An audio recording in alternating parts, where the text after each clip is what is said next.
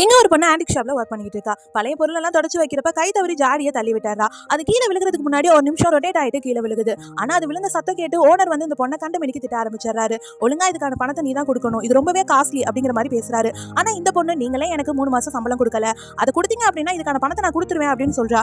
ஆனா இதை கேட்டு அவருக்கு ரொம்பவே கோபம் வந்துருது. ஒழுங்கா இதுக்கான பணத்தை கொடுத்தாதான் நீங்க வேலை பார்க்க முடியும் அப்படிங்கிற மாதிரி சொல்லிடுறாரு. ஆனா இந்த பொண்ணு, நான் இப்ப என்ன தப்பா சொல்லிட்டேன், எனக்கான பணத்தை கொடுங்க, இல்லைன்னா எனக்கு இந்த வேலையும் வேணா ஒண்ணு வேணாங்கிற மாதிரி பேசவும், என்ன பணம் கொடுக்காம எஸ்கேப் ஆகணும்னு பாக்குறியான்னு சொல்லிட்டு அந்த பொண்ணு பலார்னு அரைஞ்சாரு. அதுல அந்த பொண்ணு போய் கீழே விழுந்துடுறா.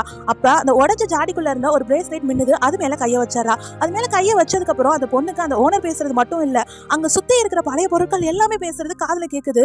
அந்த பொண்ணு ஒரு நிமிஷம் ஷாக் ஆயிடுறா. அதுங்களும் சொல்லுதுங்க, பாவம் இந்த பொண்ணு உடஞ்ச ஜாடி அவ்வளவு ஒண்ணு காஸ்ட்லி கிடையாது, ஆனா இந்த ஓனர் அந்த பொண்ணு கிட்ட பணம் பறிக்கலாம்னு பாக்குறாரு, இங்க இருக்கிறது எல்லாருமே ரொம்பவே கம்மியான ஐட்டம் தானே அப்படிங்கிற மாதிரி பேசிக்கிட்டு இருக்குங்க. இதெல்லாம் இவளுக்கு காதுல கேட்க கேட்க ரொம்பவே வித்தியாசமா இருக்கு. என்ன நடக்குது இங்க, அப்ப இவங்க பேசுறதுலாம் நம்ம காதுல கேக்குதா அப்படின்னு சொல்லிட்டு அந்த பொண்ணு டக்குனே புரிஞ்சுக்கிறா.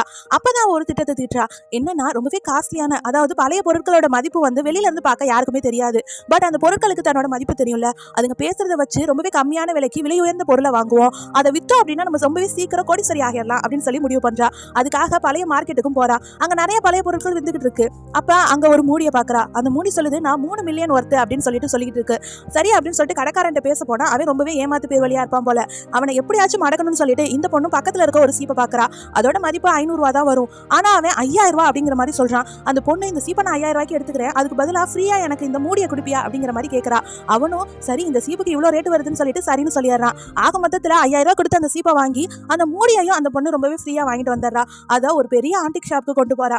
அங்க கொண்டு போய் கொடுத்தா அங்க வேலை பார்க்குற பையன், இல்ல இது ரொம்பவே மட்டமானது அப்படிங்கிற மாதிரி சொல்லிடுறான். இந்த பொண்ணுக்கு அப்படியே ஷாக்கிங் ஆயிருது. திரும்பவும் அந்த மூடி கிட்ட கேட்கறா, நீங்க இவ்வளவு ஒர்த்தா அப்படின்னு சொல்லிட்டு. நான் 3 மில்லியன் ஒர்த்து அப்படிங்கிற மாதிரி தான் அது சொல்லுது. ஆனா அந்த இடத்துல ஆன்டிக் ஷாப்போட பெரிய ஓனர் வராரு.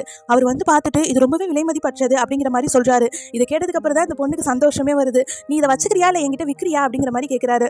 இந்த பொண்ணும், நான் 3 மில்லியன் கொடுத்தா இதை உங்களுக்கே கொடுத்துறேன் அப்படிங்கிற மாதிரி சொல்றாளா. அவரும் அதை உடனே பேமெண்ட் பண்ணி வாங்கிடுறாரு. இந்த பொண்ணு ஆசைப்பட்ட மாதிரியே கோடீஸ்வரி ஆயிட்டா.